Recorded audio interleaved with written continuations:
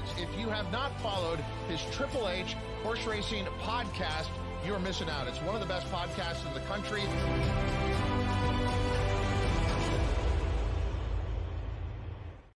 Good morning and welcome to Saratoga today for Saturday, August 24th. It is Travers Day. Let's go. Thanks for watching us right here on the HHH Racing Podcast. I'm your proud host, Howard Kravitz, along with good friend and co-host from the East Coast of Maryland, Pete Visco. It is an absolutely beautiful day at Saratoga. Not only the weather is going to be hot, the racing, Pete, is going to be unbelievable. A 14 race card. We're here this morning to discuss the early pick five as we discussed the all grade one later pick five this past Tuesday on episode 368. And Pete and I and Paul also did a short 10-minute video on just the Travers alone. Go ahead and check those out. Pete, how are we doing this morning? Doing excellent. It's Travers Day. How can anything be better than fantastic on Travers Day? It's going to be an unbelievable card. I'll tell you what, Pete, I am very excited to talk about the undercard because a lot of people just wait until, the big grade ones. I thought there was a lot of interesting races early on that we're going to talk about with some really good values. Scratches just came in, so we can give everyone an update on that as well. Please make sure you hit that subscribe button, the bottom right-hand side of the screen. Hit the notification bell on the top right, and also below the video player, smash that like button. That will send the YouTube algorithm to the HHH Racing Podcast. Of course, you can listen to us on Apple Podcasts, Spotify, and Anchor. Power Picks, again, did well yesterday. I know Noah Maher tipped out in the Del Mar Power Picks last race, a long shot that he keyed in third that paid some people some tries. And our Saratoga tip sheet yesterday, Charlie Freeman gave some excellent information as well. And you can find out more about that on our website, hhhracingpodcast.com. All right, Pete, let's just jump right in, man, because let's do it. We got a lot to talk about. We're going to also, Pete, at the very end of our pick five conversation for this morning, we'll just talk very quickly about the Travers. Any final thoughts? The workout report came out last night. That didn't really change my opinions too much. It sort of verified some things for me, but I have some information on that as well. So we'll try to bring that up as we go along. Here we go, Pete. Early pick five, and what a doozy. And by the way, Pete, there are six pick fives today. Paul Halloran, I hope your wallet is on lock or whatever, Pete, because he's got a lot of withdrawals today. A lot of withdrawals today for well, in all seriousness, right? Let's just talk this for 30 seconds. You really do have to budget accordingly on days like this, Pete. Everyone wants to just start firing right away.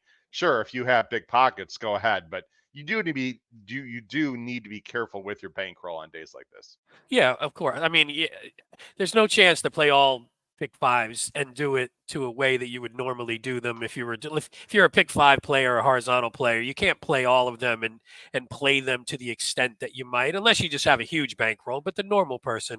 So you have to pick and choose. You find where your opinions are. If you have a sequence where you're like, I got like 3 races in this sequence where I have pretty strong opinions, that's the one maybe you focus on. And then if you want to sprinkle on the other ones for action plays, I'm never against a good action play. And obviously people are going to want to play the all grade one. That one makes the most sense, but that one could turn up relatively chalky. So you might be able to find value in one of the other 97 horizontal plays you can make on the day. I'd be remiss, Pete, if we didn't mention a few people in the chat to start off. Derek Poirier, who I've had the pleasure of meet. I met him last year. I think you met him also at Saratoga, I believe.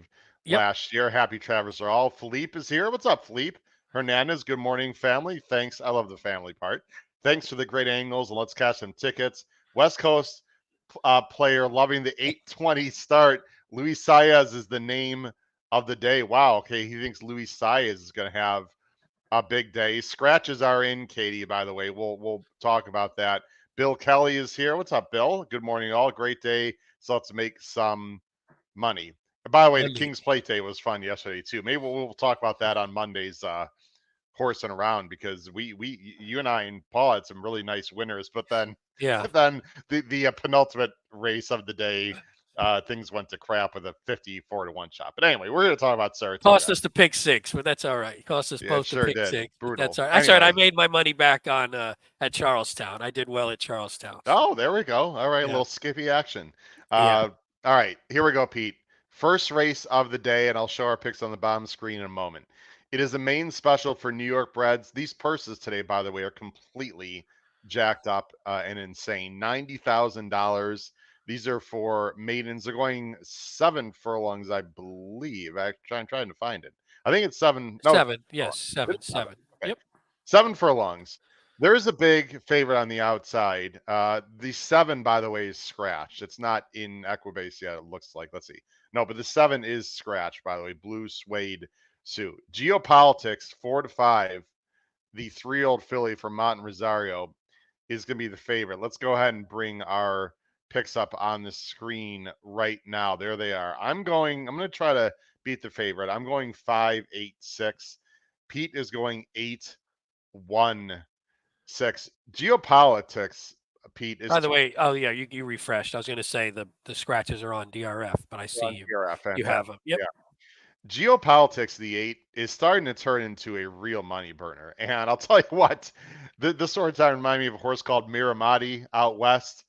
Maybe a Julia Shining, who doesn't always take that kind of money, but Julia Shining is sort of famous on this podcast for, I guess, making fun of a little bit, although she's a nice Pletcher stake horse, but she usually disappoints.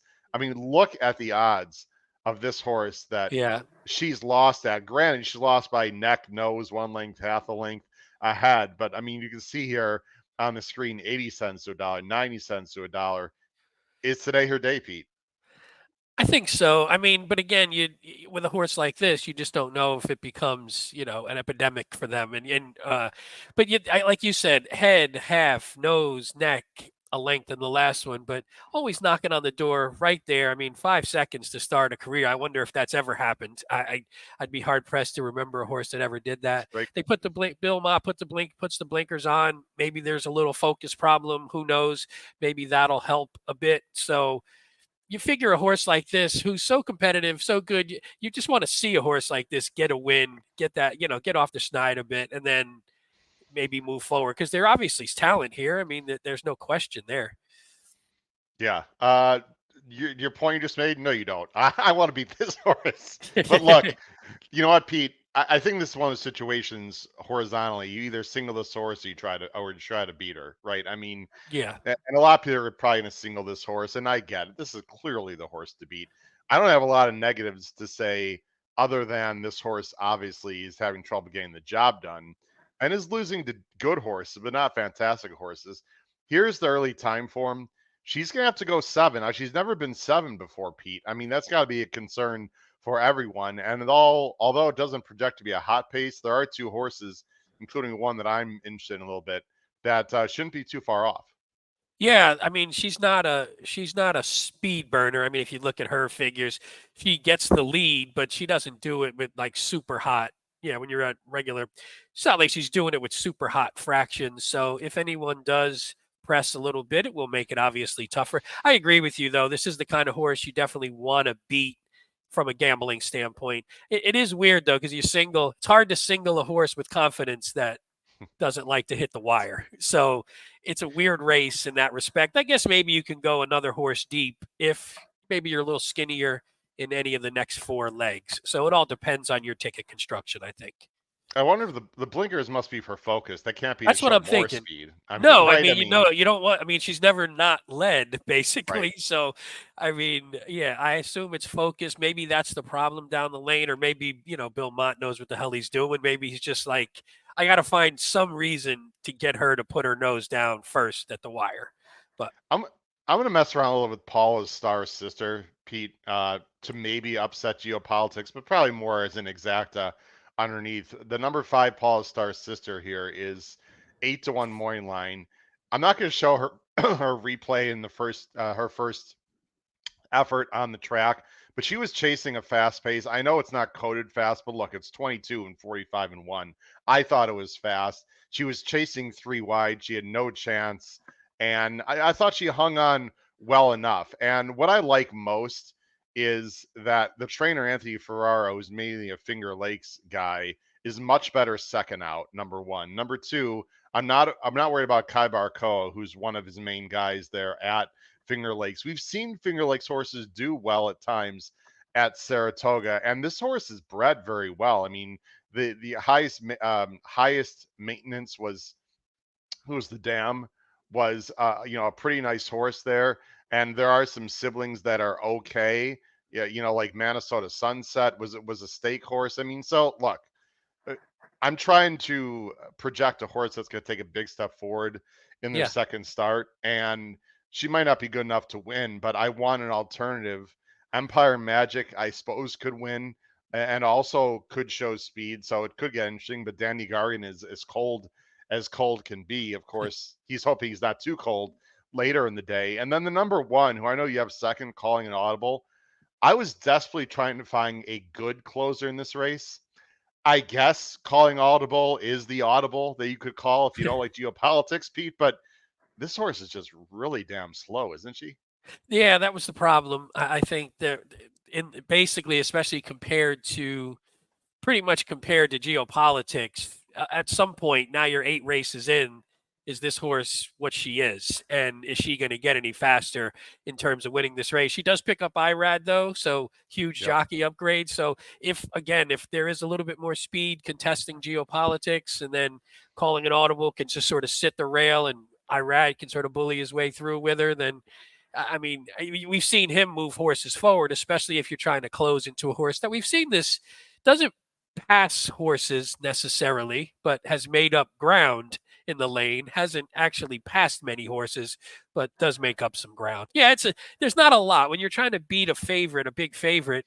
It takes another good horse to do it, and I think Yeah. you're sort of stretching it a bit with some of the horses that we're looking to beat this one with, and that's what makes it tough. I totally agree. I have no problem with anyone singling geopolitics. Few quick things on calling audible, and we'll move on. Two of the last three workouts were C plus works, nothing special. I'm not telling anyone to not bet the source or use the source. I'm just giving people information that folks at home probably don't have, Pete. So two C plus Yeah, workouts. She is coming off a layoff, so she could certainly improve, obviously, and sure. be just a better 3-year-old filly now. And horses, Pete, as we go on to the next race, that are pointing to today. I mean, everyone knows the fields today are loaded with jacked up purses. It's hard for me to believe that trainers are choosing today to run a horse that is not, tip top shape or ready to go. Yeah. So I think that's something to keep in mind, right? Yeah, for sure. Although Edward Barker, I had 1 for 32 with maidens at Saratoga, so maybe don't put all your money on the one calling it audible. But again, it's a race where it's a maiden race. They don't like to win, and the favorite Yep. really doesn't like to win. So take your shot if you want. Who cares? Yep.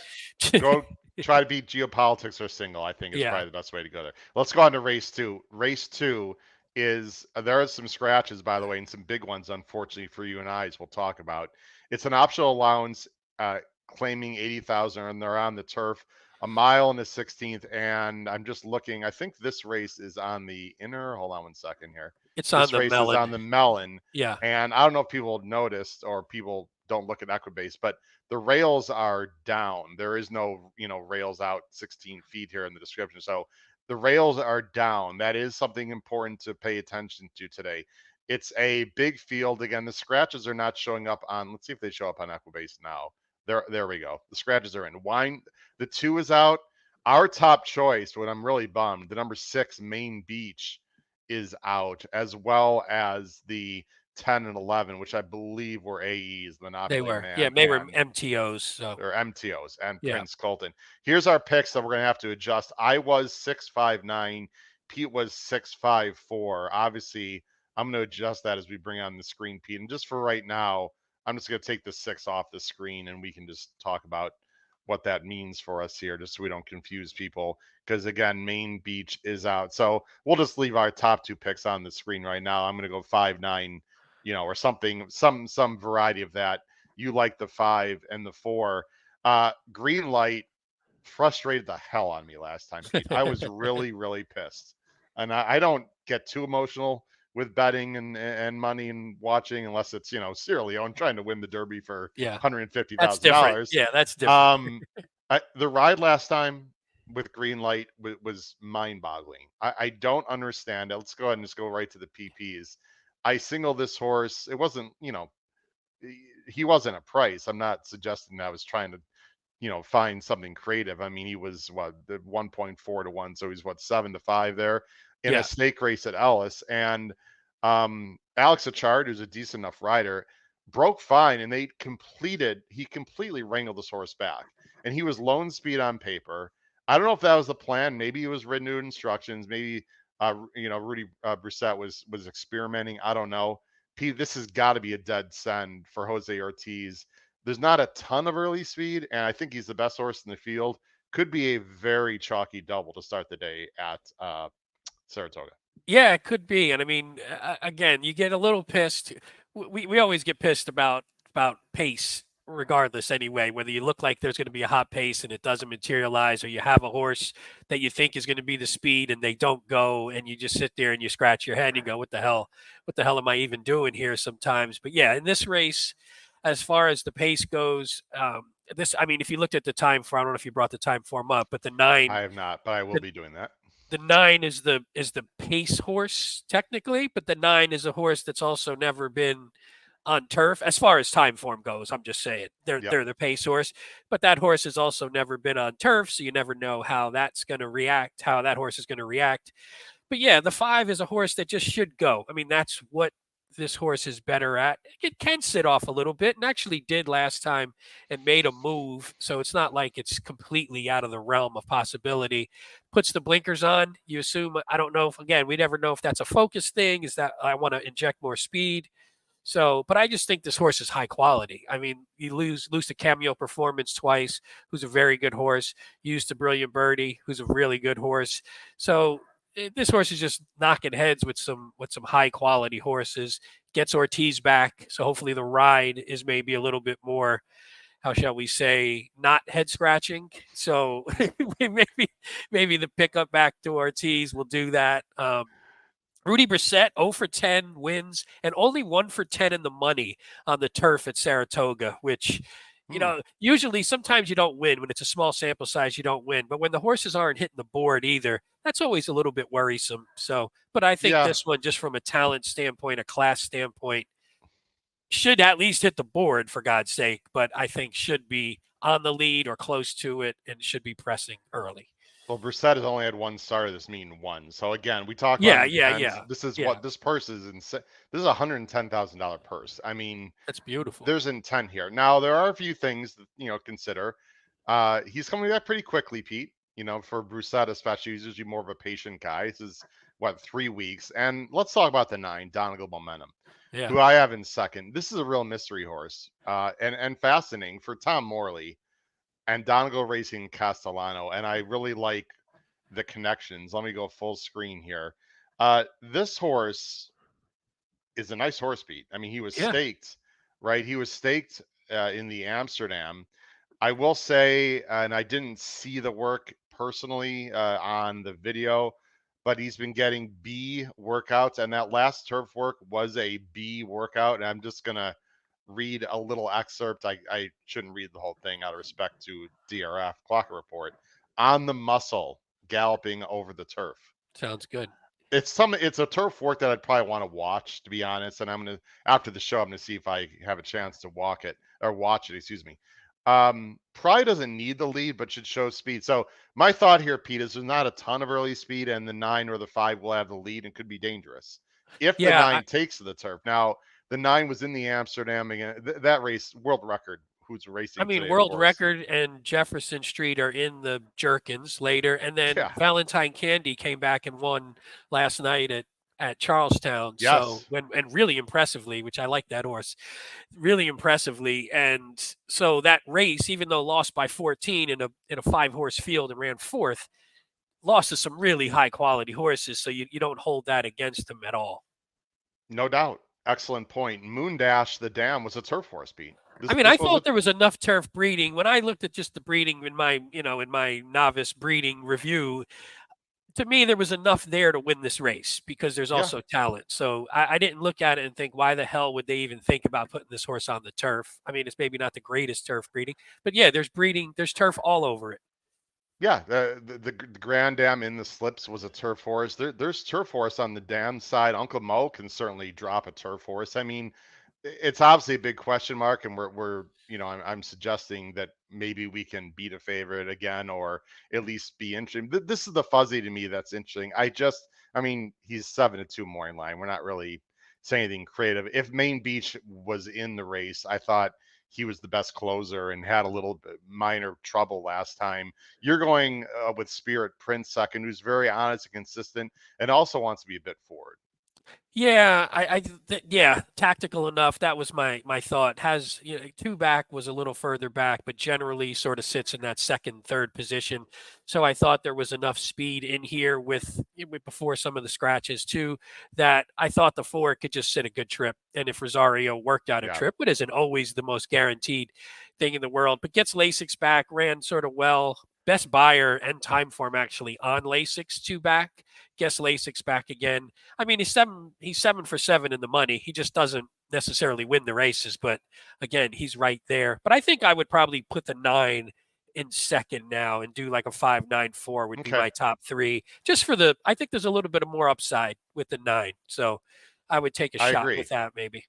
Horsey Dave is in here. He likes 2, so the 6 is scratched. He's showing the scratches. Sorry. Thanks for joining the show. I'm going to move on, Pete, but Crystal Quest is a horse I'm going to upgrade now. This is one of the few closers in the race.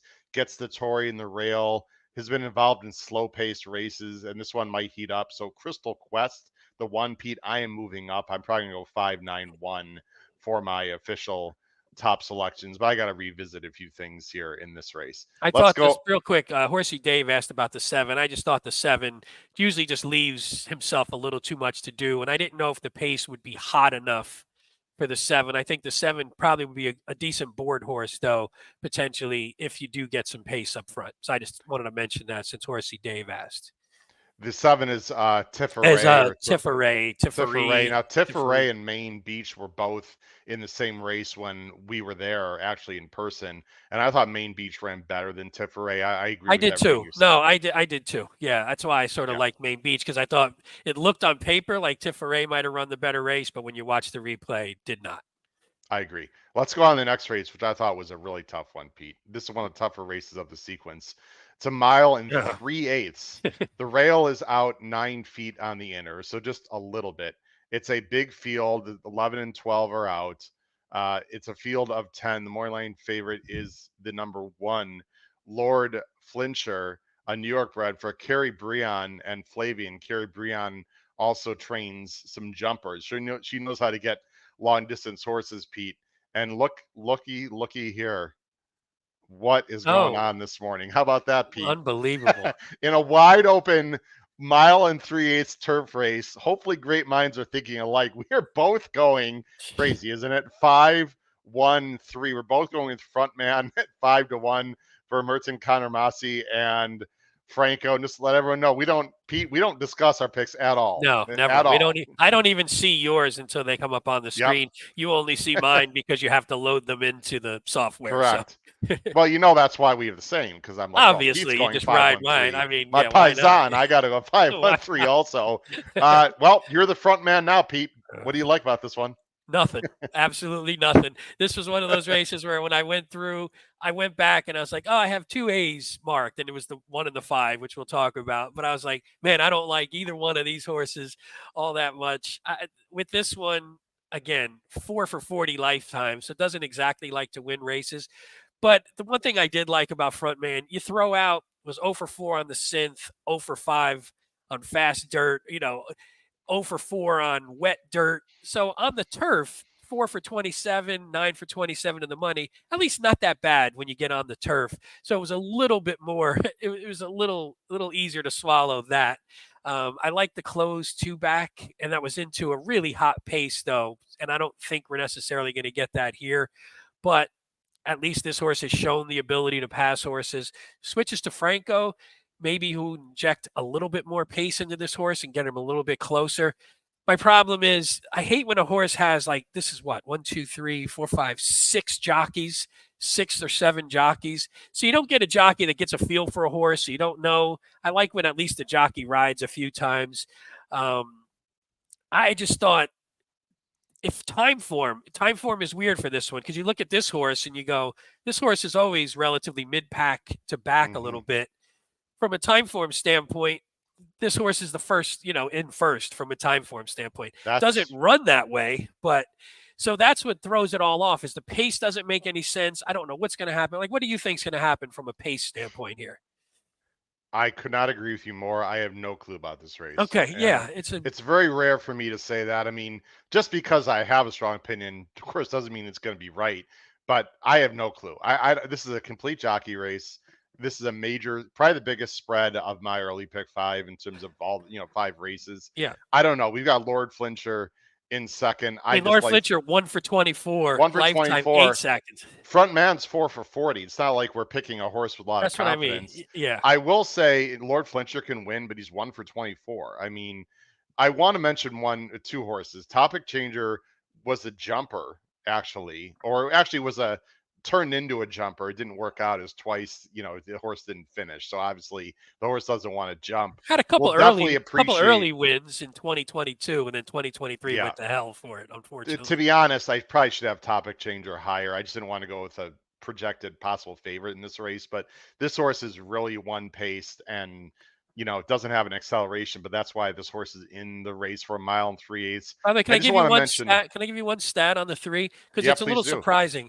Mike Maker, 4 for 37, 10 furlong and up on turf at Saratoga. We always think of Maker as long distance turf. He's usually really good at that. 4 for 37 at Saratoga, going a little bit longer. So that was just a surprising stat to me because, again, I think in your head, you always think Maker, long distance turf. He usually brings them forward a bit, which he did. I mean, this horse lost to, you're going to mention Gem Min 10, lost to in that last one. Yeah, you might know that horse. My guy, Gem Min 10. Yeah. I want to just throw a little poo-poo on that stat for one reason. The stat's legitimate, and Pete does a fantastic job with statistics. I think that's more how do I want to put this? That's indicative of how difficult Saratoga is, not that. No, I'm sure, but it's more right, because that just shows you how good Chad is and how difficult Saratoga is. Where even a guy like Maker doesn't have a great record going long on turf. Obviously, he's one of the best distance. But I think if you do it blind, maybe you'd look at him and go, "Oh, it's a Maker horse going long. I'll maybe put that horse in." But it's not. He's not as successful at it at Saratoga. I have no argument with what you're saying. I just want no. I just think every stat has context. Yeah. You can't look at every one of them blind. That's why they're just a data point and not a full blown decider one way or the other. Totally agree. I just want to mention American Grant, and the reason why is because David Aragona has mentioned on a few podcasts that he thinks this horse is interesting. I know he's 1 for 15, but he thinks this horse absolutely wants to go longer. Look at the breeding, and Dylan Davis, who, I mean, what are we going to say, Pete? Dylan Davis has been awesome. He's been the jockey of the meet. I don't care that Irad, is leading. Well, Irad's doing what he does. Dylan Davis is going well above and beyond what the expectation was.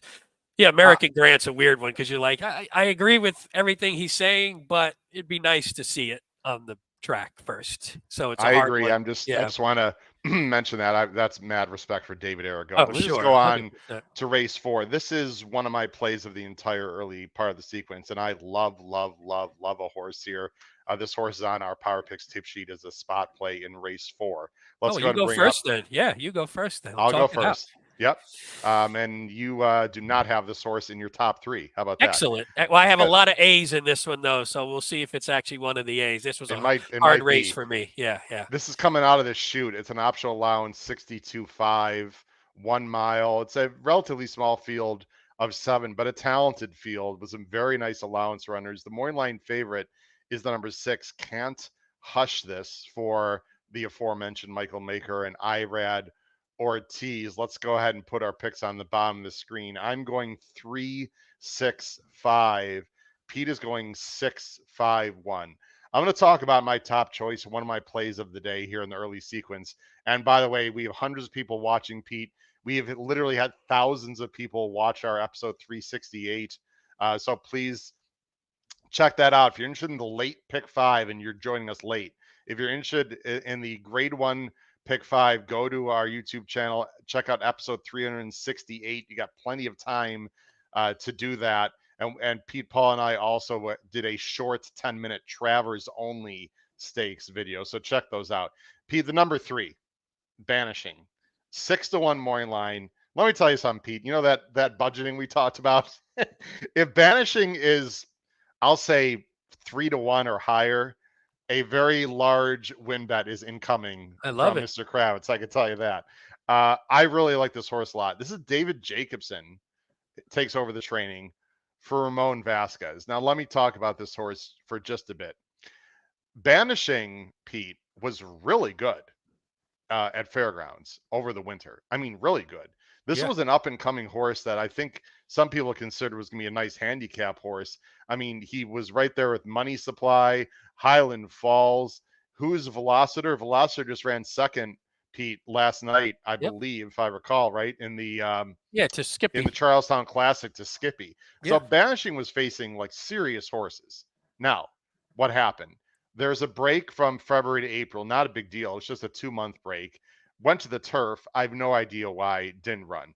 Then came back at Churchill and didn't run great against Speed Bias, who is also a nice horse going 1.8 miles. So obviously the whole Kentucky thing didn't work out well, right? Now Jacobson has taken over the training. This horse has been off 2 months. I don't think that's a negative, really. I think maybe Jacobson needs some time to figure this horse out. Pete, I've got some stats that I want to throw out to you, Mr. Stat Guy, sir. Let's do it. I teach something called sports stats at my high school, so I better be good at stats.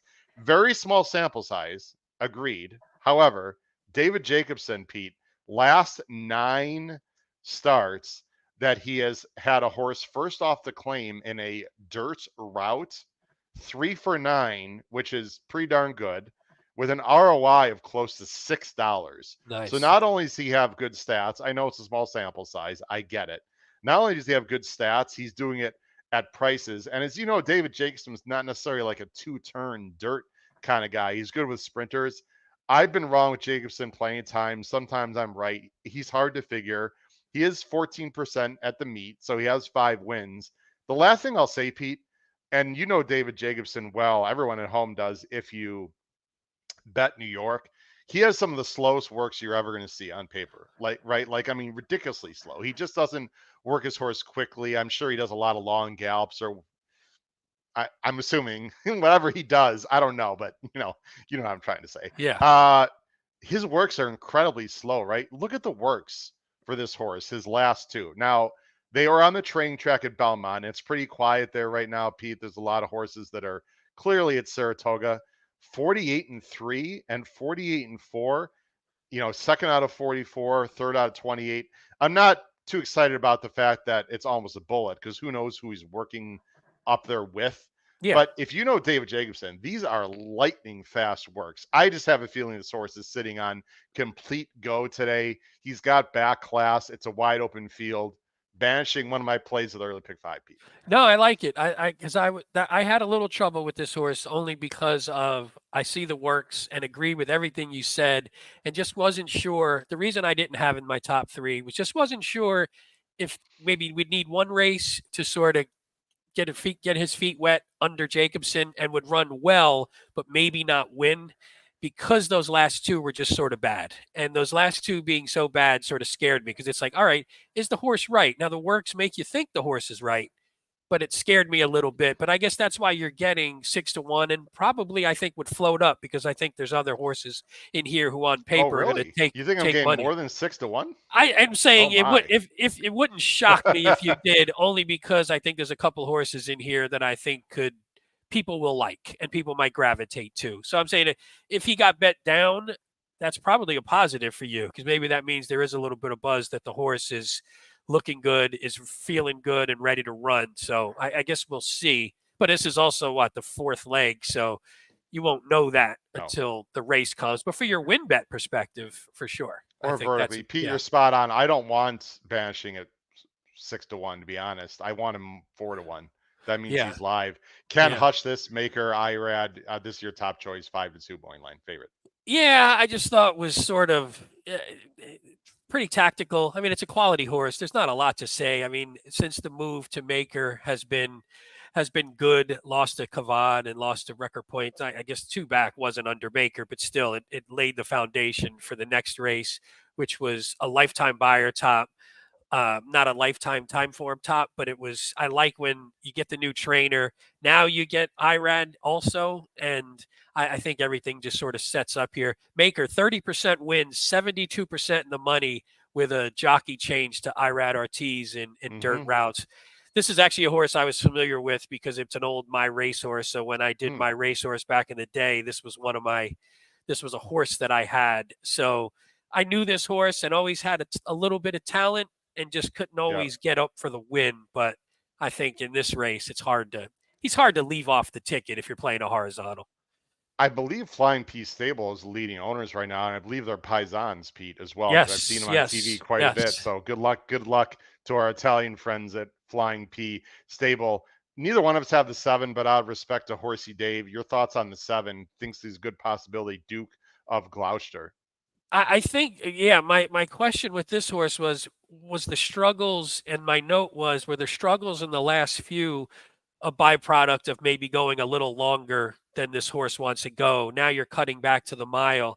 I thought that there was a little bit of long shot potential here because of that cutback. I didn't have the horse in there, but I had it as more of a C level, thinking because you look at the distance, 4 wins out of 9, 3/3. I felt like if 12-1, this could be a horse to hit the board. So maybe not top end, but again, if you're looking for a reverse try.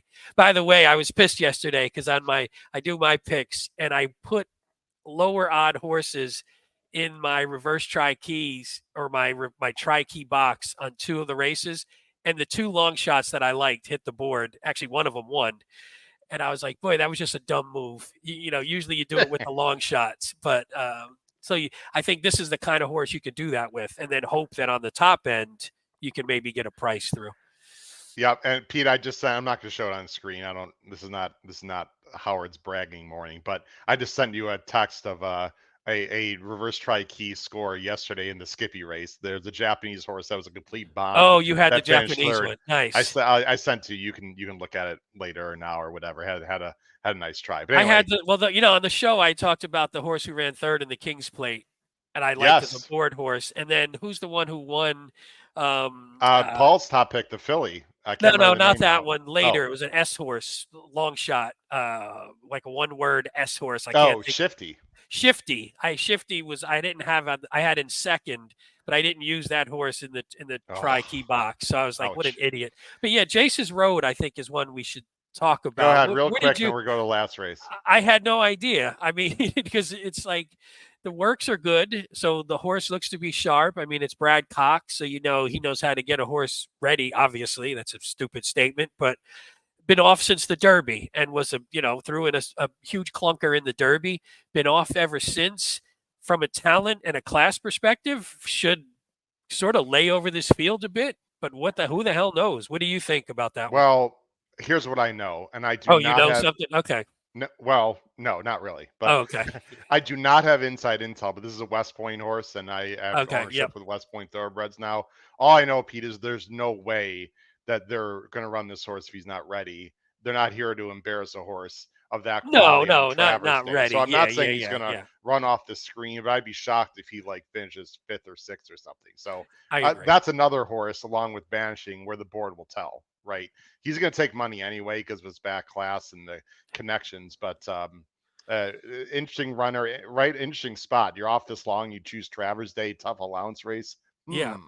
Right. Interesting. Let's go But on the last yeah, race. yeah, for sure. I'm sorry. Did you want to No, ask no, no. something? I was going to say, yeah, it's a tough one. But then if you look at it, and if this horse wins really, really thoroughly beats this field, then you look at it and go, maybe that was a free $115,000 purse, and we're going to be Yep, on to bigger and better things. for sure. We'll see what he does. Last race, the early pick fives and optional allowance 62.5. They're on the turf. 5.5 furlongs. There are some scratches with the number 2 charging, the number 5 Ruse, Mr. M, and the AEs or MTOs that are also below that. So it's a field of, let's see here, 2 scratches, 7. It's actually a field of 8 with 7 betting interests. Yes. And the heavy morning line favorite's going to be a morning line favorite and post time favorite most likely will be the coupled entry. I wish Paul Halloran was here. Big Biz Buzz Boo, coupled entries. and bring the band home. They're both Florida breds. Cassie Trombetta, 7-5. Let's show our picks here. I'm not messing around, Pete. I just think they're going to be probably tough to beat here. I'm going 1A, 7-1. You're going 1-6-4. I'm just starting to throw in when Oh there's yeah, a mine was I prefer the 1A. Yeah, so I didn't write it that okay. way, but yes, I I prefer the should 1A. give directives to you and Paul that when we've entered, we should actually put Yeah, which yeah. horse we want in case there's scratches, or just let people know. In this case, it doesn't really matter though anyway because they're both in. You're only 1-6-4. You like the 1A, you said, Pete. So let's show the 1A then. Here's the one that I, like you, actually prefer least of the two. This horse coming from Laurel, it's IRAD though. This horse can win in for 62.5. Not a huge fan of that. We both prefer bring the band home for Cassie and Castellano. I've been against horses coming from Gulfstream going 5 furlongs in general. However, this one's off a layoff, could improve. Has a lot of early speed and seems pretty darn classy, losing to XY Speed last Click time. on that race real quick. You don't have to go into the race itself. Just click on it because it was interesting. Because you look at it and Ooh, go, Philo. Philo, D'Ariana. I mean, this race has just Oof. come back pretty strong for just a random optional claiming race Yeah. at Gulfstream. That race has come, and XY Speed ran back in which one was it? It was the He ran ran the back in the he ran in the he was was he supposed to scratched? be. He was scratched from I can't remember which race, but it was a big time graded stakes race. He was Yeah. scratched because it was the Cogburn race, wasn't it? When they Yes. took it off, he was Right. scratched there and then never ran back, but then lost next time out, which was a little confusing to me. But the I still think that's a strong race for this field to be coming out of that into this field. I thought that was a strong Yeah. race to be a consideration for this field.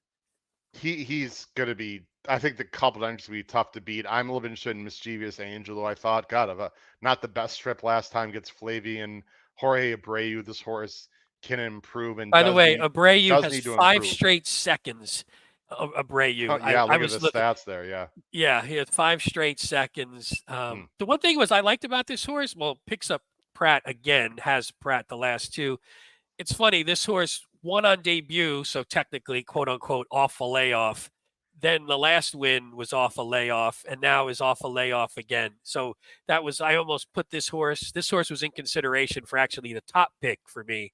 And Okay. I was like, that's kind of a weird occurrence for a lightly raced horse. Maybe likes a little bit more of a break Yeah. and runs better off the layoff. And you got Run with Scissors, who lost a very talented Surveillance last time. This horse might Yeah. be improving. Is an 8-year-old though. I just don't like betting 8-year-olds, but maybe that's stupid because this horse is in fine form. Well, that's the thing. I said the same thing, but the horse isn't running like an 8-year-old. In Nope. 2024, he's run multiple. I mean, he ran his lifetime buyer top and his top lifetime time form tops in as an 8-year-old. And the last race was really good to Surveillance. I mean, really knocked the horse down. I don't know if you rewatched that replay, if you remember that race.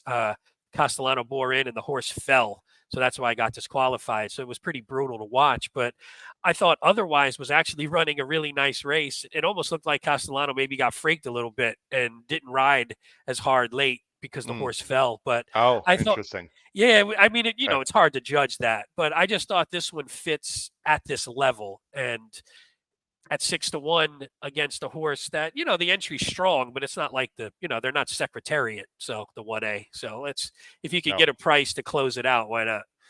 By the way, new Pete Millar shirt for the Breeders' Cup Breeders' Cup this year. It's hard to see, but that's a surfboard. That's one of the That's logos that they're a cool using. logo. Yeah, I like Yeah, that. it said 24 Del Mar, so got that from the Breeders' Cup store recently, getting ready for San Diego. Let's just quickly, Pete, talk about the Travers, and we'll end the show. I Sure. had the banner up on the screen. Where to go? These are the banners from our show Tuesday. I'm going 247. Pete's going 274, and Paul's going 724. Pete, here's my quick main thought. If it's not Sierra or Dornock, if it's not Sierra Leone or Dornock, I'm probably going to lose the big grade 1 pick 5 because everyone else is going to be a C for me. I've just decided to, die on that hill with Dornoch and Sierra Leone in that race. I'm completely against Fierceness today. If I'm wrong, I'm wrong. I love Torpedo Anna as a horse. I hate the spot for her. You are, and we're very similar. And I think Corporate Power, the number 4, is a bit interesting, although I'm downgrading slightly just because it might be just too much for him horizontally, but I'm definitely going to be using him vertically. Funny, because I'm moving him to my top pick when Wow. I send my picks out. All right. I'm like, you know what? If I have multiple horses that I don't think are, if I have multiple horses, like I think Dornoch could be a little bit, Dornoch, regardless of what you think of Fierceness is going to go unless something happens at the break. Torpedo Anna, we're not 100% sure. Batten Down could go. I think Dornoch could be softened up a bit this time. And then with Sierra Leone, you're always running the risk of him just leaving himself too much to do. I like the trip that Corporate Power is going to get. I like the price that he is going to be. Although I hear a lot of people like Corporate Power, so I'm wondering if he's not going to be the price we want him to be. But there's enough horses in there that are just going to take money. So Torpedo Ann is going to take the filly money of top the fact that she's awesome. Fierceness is going to take money. Dornoch's got to take money, and Sierra Leone always takes money. So maybe Corporate Power doesn't come down too much, but I fear that it's not going to be that nice 15-1 that we're looking at. I'm almost as interested to see what the tote board looks like when they go to the post as I am the result of the race. I mean, this is just going to be one hell of a race. And for the love of horse racing gods, can we get a nice either moderate to fast pace in the frickin' $1.25 million Travers, which on paper has like 4 or 5 horses that want to be forward, Pete? Don't grab, fucking go for it, man, right? I mean, can we please have a pace in this race? And I'm not saying that because I want Sierra Leone to win. I'm saying that because I want an honestly run race. I mean, if there's ever a race that's going to happen, Pete, if Dornoch's not sending hard, Torpedo's got to go hard. Fierceness shouldn't be that far off. Even Paul mentioned Batten Down should show speed. Unmatched Wisdom is not slow. I mean, seriously. There should be speed. There's speed. And Dornoch can't win unless he's on the lead. And Fierceness can't win unless he's generally up close and pressing the pace. And Torpedo, I don't know about the Torpedo Ann. Torpedo Ann is the most interesting trip to me because I think she can sit right behind those two and just let them go and sit. I mean, they're hard horses to run down, so that's going to be the problem. But I think she has the ability to sit off if she can sort of work out and sit in that pocket trip. I agree, and I think that's her best chance to win. The problem is she's been very headstrong in her work. She's like on tilt. They can't pull her up. Like once she goes, man, I don't know if they're gonna be able to control her. But anyway, it's gonna be an unbelievable day awesome. Racing, Pete. Yeah. We really appreciate you this morning. Please check out everything below the video player with our power picks and go to our website and make sure you subscribe. We're gonna be on live, Pete, today at 5:15 Eastern. It's gonna be me, Kyle Roscoe, Paul Halloran live from Saratoga. He'll be in the paddock as well to some extent. So check us out for the last 2 races, the Jerkins and the Travers, live right here on the HHH Racing Podcast, 5:15 Eastern Standard Time. For my good friend and co-host, Pete Visco, this has been your host, Howard Kravitz, for Saratoga today. Crush your bets on Travers Day at the Spa. Take care, everyone. Have an awesome day. Bye-bye.